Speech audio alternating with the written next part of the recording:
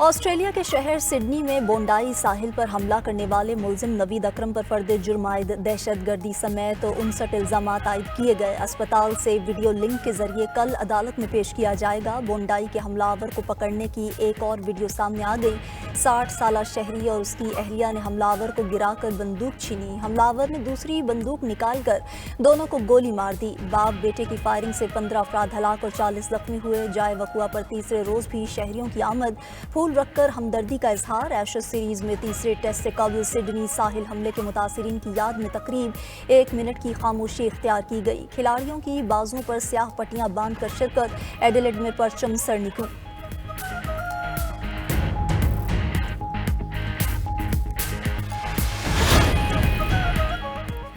بہار میں مسلم خاتون کا زبردستی حجاب ہٹانے کا واقعہ۔ سماج وادی پارٹی کی رہنما سمیہ رانا نے وزیر اعلیٰ نتیش کمار کے خلاف مقدمہ درج کرا دیا۔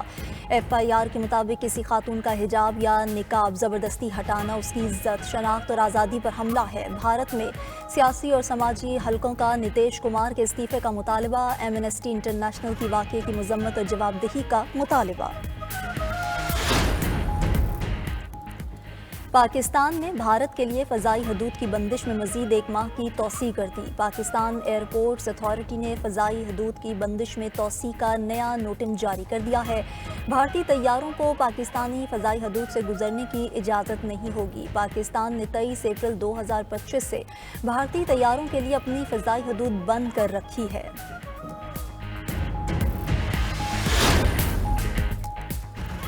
کراچی میں گڈز ٹرانسپورٹرز کی ہڑتال 10ویں دن بھی جاری ہے۔ ٹرانسپورٹرز اور حکومتی کمیٹی کے درمیان مذاکرات میں ڈیڈ لاک برقرار ہے۔ گڈز ٹرانسپورٹرز کی مذاکراتی کمیٹی کا مشاورتی اجلاس جاری۔ کچھ دیر بعد کسٹم ہاؤس میں وفاق، پنجاب اور سندھ کی مذاکراتی کمیٹیوں سے مذاکرات ہوں گے۔ ہڑتال کے باعث سامان کی ترسیل متاثر ہونے سے کراچی بندرگاہ پر کنٹینرز کا دباؤ بڑھ گیا۔ بندرگاہ پر نئے آنے والے جہازوں کے لنگر انداز ہونے کی جگہ ختم ہونے لگی۔ سامان کی ترسیل نہ ہونے سے تاجر شدید پریشان، صنعتیں بند ہونے کا خدشہ۔ صدر گڈز ٹرانسپورٹ ملک شہزاد اوان کہتے ہیں حکومت کو تمام مطالبات تسلیم کرنا ہوں گے۔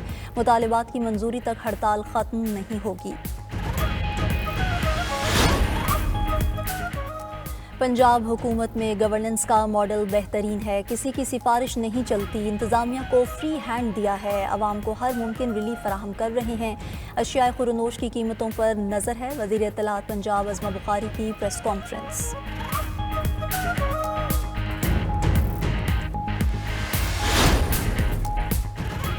وزیر اعلیٰ سندھ مراد علی شاہ کی زیر صدارت ترقیاتی منصوبوں سے متعلق اجلاس۔ ورلڈ بینک کے وفد کی بھی شرکت۔ مالی سال 2026 کے لیے $700 ملین جاری کرنے کا فیصلہ۔ مراد علی شاہ بولے سندھ میں $3 ارب 86 کروڑ کی لاگت سے ورلڈ بینک کے 13 منصوبے جاری ہیں۔ پانی اور نکاسی آب کے منصوبے عوام کی صحت اور ماحولیاتی تحفظ کے لیے ناگزیر ہیں۔ پراپرٹی سروے مکمل ہونے سے بلدیاتی اداروں کی آمدن بڑھ جائے گی۔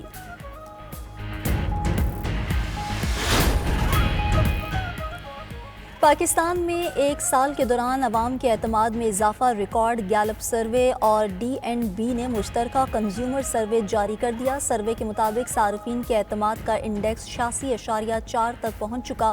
گزشتہ سال 72.9 تھا۔ صارفین کی بڑی تعداد میں مہنگائی سے پریشان نظر آئی۔ 84% عوام کے مطابق روزمرہ اشیاء کی قیمتیں بڑھی ہیں۔ خدشات کے باوجود مستقبل کے بارے میں عوام کا اعتماد نسبتاً مضبوط ہے۔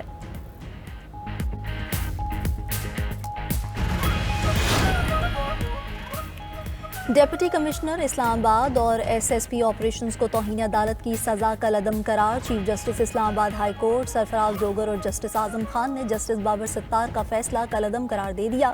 جسٹس بابر ستار نے ڈسٹرکٹ میجسٹریٹ عرفان نواز میمن کو 6 ماہ قید کی سزا سنائی تھی۔ افسران کو عدالتی حکم کی خلاف ورزی میں 3 MPO آرڈر جاری کرنے پر سزا سنائی گئی تھی۔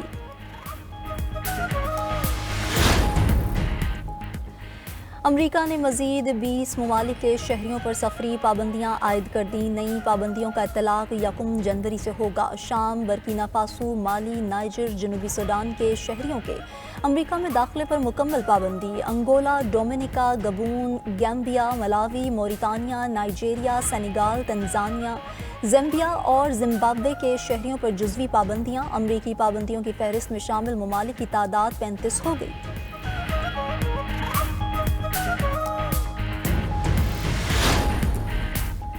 یورپی یونین میں لاوارث کم عمر پناہ گزینوں کی تعداد میں تشویشناک حد تک اضافہ۔ ستمبر 2025 میں 1775 بچوں نے یورپ میں پناہ کے لیے درخواست دی۔ یورو اسٹیٹ کے مطابق سب سے زیادہ بچے ایریٹریا، افغانستان، صومالیہ، وینزویلا اور مصر سے آئے۔ بچے جنگ، غربت اور عدم تحفظ سے بچنے کے لیے خطرناک سفر پر مجبور ہوئے۔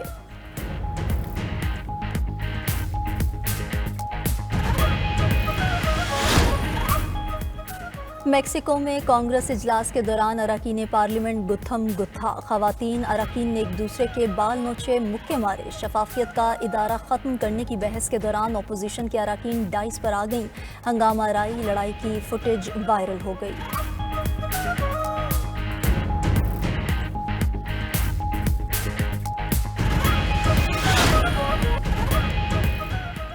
وزیر اعلیٰ خیبر پختونخوا سہیل آفریدی کا زمون کور گرلز کیمپس اور ویمن کرائسس سینٹر کا دورہ، بچیوں کے مسائل فوری حل کرنے کے احکامات دیے۔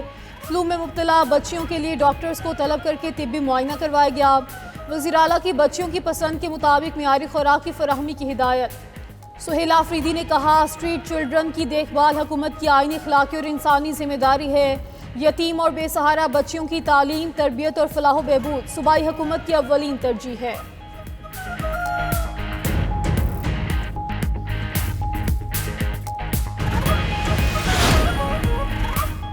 پنجاب کی سبزی منڈیوں میں انقلاب، modern fruit and vegetable markets متعارف۔ منڈیوں میں صاف پانی کی فراہمی کے لیے تمام واٹر فلٹریشن پلانٹ بحال۔ پنجاب کے خریداروں کے لیے ہیلپ ڈیسک قائم اور ریٹ بورڈ آویزاں۔ وزیر اعلیٰ مریم نواز کا دھوکہ دینے والے پرائس کنٹرول مجسٹریٹس کے خلاف فوری کارروائی کا حکم، کہا کہ پنجاب سے مافیا کلچر کا خاتمہ کر دیا، عوام کو ہر صورت پر سستی روٹی اور سستا آٹا فراہم کریں گے۔ پھل اور سبزی منڈیوں کے خود سرپرائز وزٹ کروں گی۔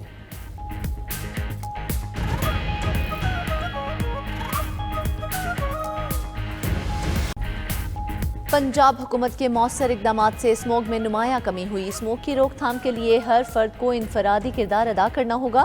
سینئر وزیر پنجاب مریم اورنگزیب کا انسداد اسموگ کے حوالے سے لاہور میں تقریب سے خطاب، کہا کہ اسموگ سے نمٹنے کے لیے متعلقہ اداروں کا کردار اہم رہا۔ اسموگ سے نمٹنے کے لیے گزشتہ سال ہی اقدامات شروع کر دیے تھے۔ اسموگ کی وجہ سے تعلیمی ادارے، ریسٹورنٹس اور بازار بند کرنے پڑتے تھے۔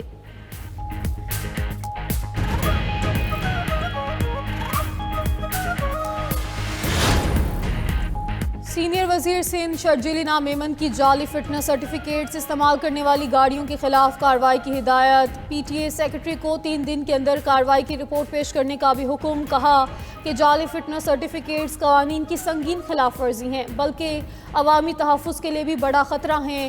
عوام کی جان و مال سے کھیلنے کی کسی کو اجازت نہیں دی جائے گی۔ حکومت ٹرانسپورٹ نظام کو محفوظ، شفاف اور قانون کے مطابق بنانے کے لیے پرعزم ہے۔ غیر قانونی عمل میں ملوث ٹرانسپورٹرز ہوں یا ایجنٹ، بلا امتیاز کارروائی کی جائے۔